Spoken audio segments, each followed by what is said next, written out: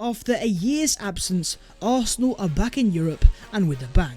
Beating Swiss side FC Zurich away from home, we saw a heavily rotated Arsenal team, and Mikel Arteta was able to learn a lot. So from a shining Marquinhos to a first start for Fabio Vieira, here are the 5 things that we learnt from FC Zurich 1, Arsenal 2.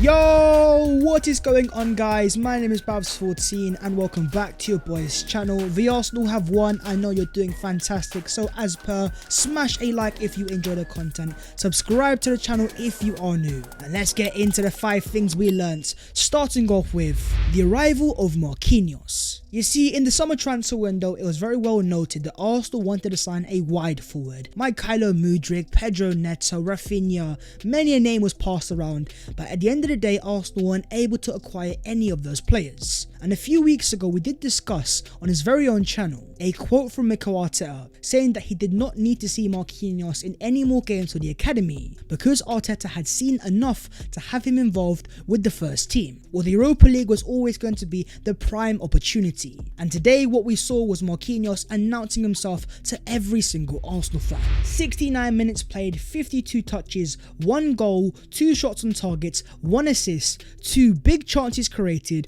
4 key passes, 32 accurate passes, and an 8.9 SOFA score rating. The highest out of any Arsenal player on the day. For me, he was our man of the match, and in terms of other facts and stats, Marquinhos is the first player since Rafael Mead versus Panathinaikos in September 1981 to make his competitive debut for Arsenal in a European game and score in that fixture. His goal was a fantastic swooping counter-attack, started off with Fabio Vieira and Nketiah playing a very good pass across the face of the goal, but then the swoosh finish into the top left hand corner with the ball bouncing. It was very accurate, very precise and deadly. The goal threat is definitely there, but even in terms of creativity, getting 1 assist and creating 2 big chances. Both of those chances were on the left hand side as he cut inside on his stronger left foot, trademark of Mikel Arteta's Arsenal. We've seen it in the past in the FA Cup semi-final of 2020, Nicola Pepe finding Aubameyang at the far post. We've also seen Bukayo Saka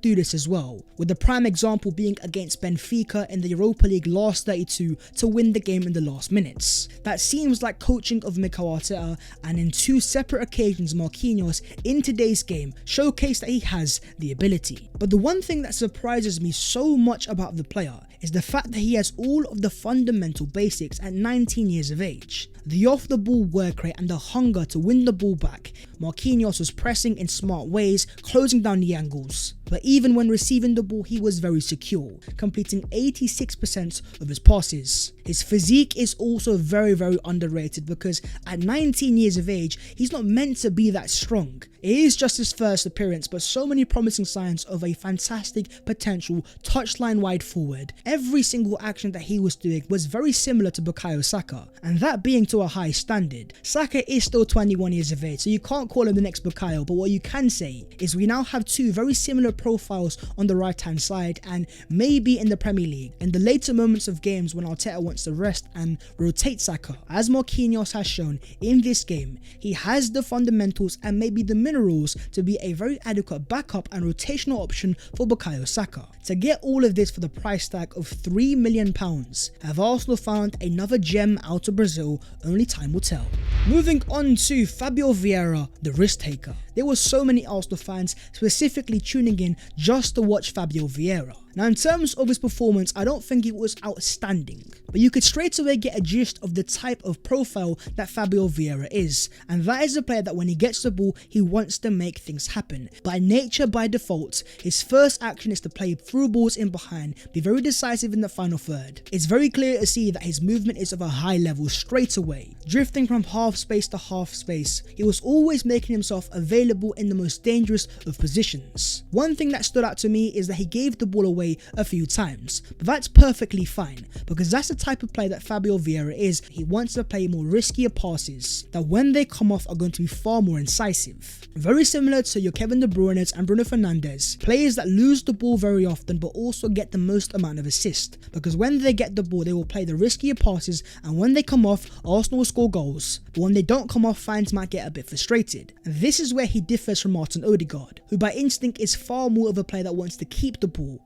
and keep the ball ticking. With a 91% passing accuracy, Fabio Vieira can certainly do that, but his natural instinct is always to rely on his final ball, and they might not always come off, but when they do, Arsenal are going to have far better chances, and that was perfectly shown last season for Porto as he got 14 assists, the highest in the Portuguese league. It's a bit of a shame there was no Emil Smith-Rowe, because I do believe in games like this, when you're playing against proper deep blocks, having a player like ESR alongside Fabio Vieira could have been a decent experiment. Moving on to the third thing, and that is positional play in full effect. Jogo de posición, aka positional play football, the style of play that has been made famous by Pep Guardiola, something that has been adopted by the likes of Graham Potter, Thomas Tuchel, Erik ten Hag, and most importantly, Mikel Arteta. Positional play works to enable teams to progress the ball forwards through creation of triangles or diamonds that give the ball carrier space and several passing options at any given time. When you have those extra options to pass to,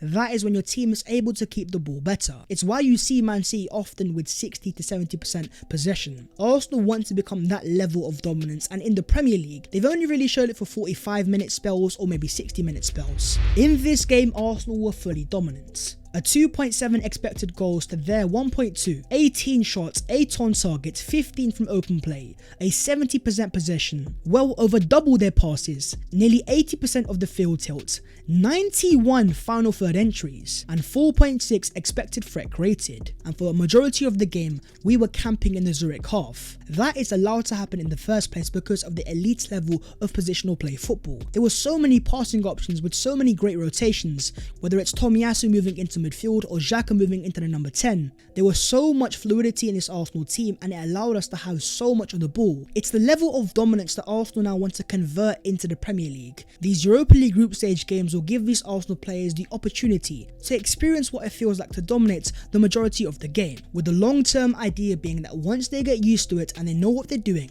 it will slowly convert itself into the Premier League. With the quality that Arsenal have now, more and more teams will try to park the bus against us. So this game was almost a good test to see how this Arsenal team can cope against deep blocks and if they are able to break them down, and that being with our second team. One can only imagine Martin Odegaard, Gabriel Jesus starting. Arsenal are going to be even better at breaking down deep blocks. But I am also wary that this was not a perfect Arsenal performance, especially towards the end of the second half. Zurich had Arsenal under the cosh and it became very much a basketball type of game. Arsenal seemed to lose control, and in transitions they were very vulnerable. And the key behind that for me is the performance of Sambi Lokonga. Now on the ball again, I think he was pretty decent, but in terms of off the ball, I think his deficiencies were there to be seen. At this stage of his development, he doesn't quite understand how to close down spaces. If he wants to become a long-term number 6 for Arsenal Football Club, he definitely has to improve upon that. But with the nearing return of Thomas Partey, I fully expect for Arsenal to be far better when it comes to dealing with transitions. Moving on to the fourth thing, and that is Eddie Nketiah shines once again. Part of me still can't believe how many Arsenal fans, including your boy, were so quick to write off Eddie Nketiah at the start of last season. This guy's not good enough, he's not of the level of Arsenal, send him down to the Championship. And that was when he was still, 22, 21 years of age. It just goes to show us Arsenal fans don't always know what we're talking about, and sometimes these players, that as they get a little bit older, they can vastly improve, and that is the exact case with Eddie Nketiah.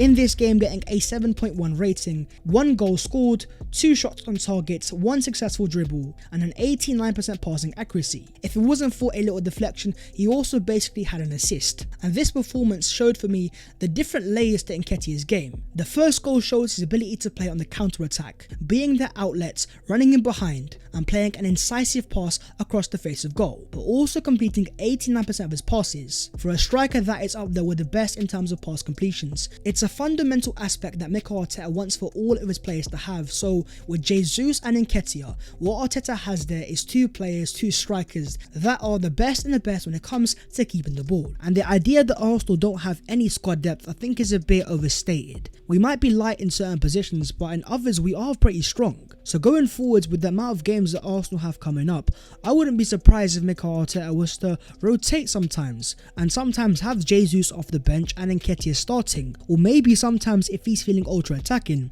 start both of Jesus and Nketiah in what could be a very threatening front two. Moving on to the fifth thing though, and that is the future in doubt. The 3-point collectors are back in full effect, with Arsenal moving top of Group A in the Europa League after Bodo Glimt and PSV drew 1-1. Staying number 1 is going to be very important because there has been a little change since the last time that Arsenal were in the Europa League, as only the first team now gets automatic qualification to the last 16 of the Europa League, whereas in terms of second place they have to play a playoff game against a third place team from the Champions League. But looking into the future, here is Arsenal's next 6 games. Games at the Emirates against Everton and PSV, then you've got Brentford away, the international break, then it's Spurs at home, Bodo Glimt at home and Liverpool at home. But are those next 2-3 games going to be played? Because at half time the world received some massive news. The passing of Queen Elizabeth II at 96 years of age. At the start of the second half, the Arsenal and Zurich players held a moment of silence to show their respect. This is a massive thing in the UK and it's going to have quite a few repercussions, especially for Arsenal. With the passing of the Queen, we now enter Operation London Bridge, essentially speaking the funeral plan for the Queen, and one of the key protocols in that plan is a 10-day mourning period after her death, where during that period all of the major sporting events in the UK are going to be cancelled. And even according to Mike Keegan of the Daily Mail, clubs are expecting an announcement on the fixtures this weekend in the morning, following the Queen's passing this afternoon, with a repeated view that it is almost certain matches will be off as a mark of respect. There is an expectation that come the morning there will be an announcement from the Premier League confirming the postponement of the upcoming games this weekend. But at the same time, if it is a 10-day period, that ends on I think September the 19th. That would mean not just the Everton game but the PSV game and the Brentford game away would also be cancelled. But with the amount of fixtures that Arsenal have upcoming and likewise the other Premier League clubs, the World Cup is only around the corner and the fixtures are already so congested. I would not be surprised if there was some opposition from the clubs in the Premier League against these games being postponed. The next 2 games I'm not too sure about, but in terms of our game against Everton, I do expect for that to be postponed, so we're going to have to wait and see what the Premier League says in the upcoming hours. But that's the video there and there, so hopefully you have enjoyed, and if you have, smash a like and subscribe if you are new. Don't forget to follow your boy on all of his social medias, with all the details being down below in the description. But that was the 5 things that we learned from FC Zurich 1, Arsenal 2, the bounce back performance, 3 points in the bag, and in terms of our next game, when is that going to be? I'm not quite sure. We'll find out very soon, so stay tuned, take care of yourselves, and in a bit.